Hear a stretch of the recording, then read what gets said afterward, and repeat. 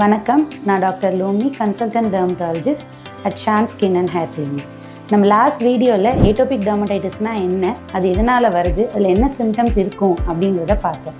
இந்த வீடியோவில் நம்ம பார்க்க போகிறது என்ன அப்படின்னா, ஏட்டோபிக் டெர்மடைட்டிஸ் இருக்கிறவங்க மாய்ஸ்சரைசர் எப்படி யூஸ் பண்ணணும் அப்படிங்கிறத பற்றி தான்.